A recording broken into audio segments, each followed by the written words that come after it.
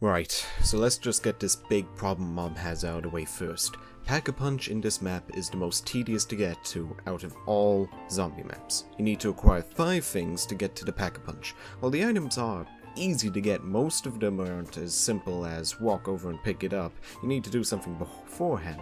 Problem is, most of them require the use of the afterlife mechanic, which you can only do once per round unless you end up going down, in which case you need to wait another round to use it.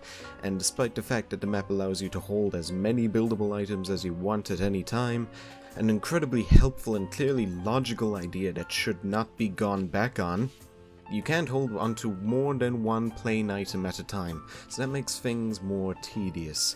It surprises me how no one complains about it, yet complains about Zetsubo as the worst setup on any map. Alright, now that that's out of the way, I'm gonna give a little spoiler for the rest of this series run-through. At the very least, I really like every single Jason Blundell map. I genuinely think each Jason Blundell map is at the very least great. Going from Die-Rise to Mob, it is almost jarring how much of a quality increase there is. A short 3-minute video won't do it or any Jason Blundell map justice, but I'll see what I can do. Rather than continuing forward with the main storyline with the Transit cast, Mob has a standalone story that doesn't connect or be affected by anything that came before, and it is pretty good. The cast of Mob are not good people. It's not in the way of the OG crew, with stuff like Nikolai being someone who had many wives who he possibly killed, being played for maths and it working well. With, despite the dark past, we still loved Guy. These are dark, cruel people. Con men, mob bosses, murderers. The intro cutscene shows each of these characters seeing their own survival as the most important, which is best illustrated with Sal locking the door behind him, leaving Billy Handsome, someone who he had history as one of Sal's best, shall we say, problem solvers, to die.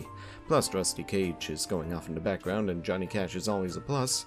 The Easter egg itself reveals that Sal, Finn, and Billy actually murdered Al on the roof of the prison after he planned the prison escape involving the plane, and that the map is actually punishment for the cast due to their actions, doomed to repeat the cycle of death over and over again, unless Al somehow kills the other 3 mobsters before he is killed. It's some dark stuff, and it is great. This newer, darker story spreads to the look of the map as well.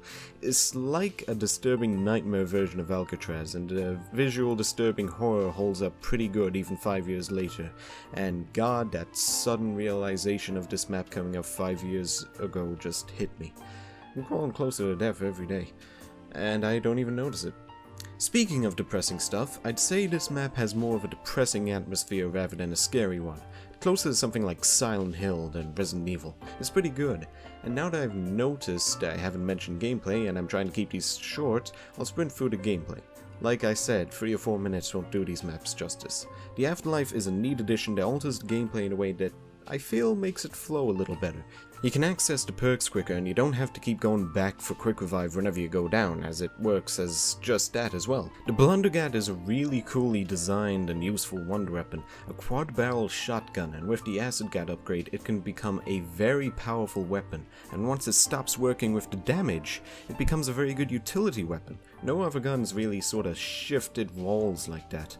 Brutus is a great boss zombie that is rather difficult to take down and has a great introduction sound that serves as a holy shit I'm fucked moment. And lastly, the Hell's Redeemer is pretty cool. Mob is really a great map overall. Unfortunately, Jason Blundell doesn't take the reins of the zombies mode until 1 map later. And if you remember correctly, the Jimmy Zielinski Tragedy Trilogy implies that there's 3 of them. Trademark, can't forget that.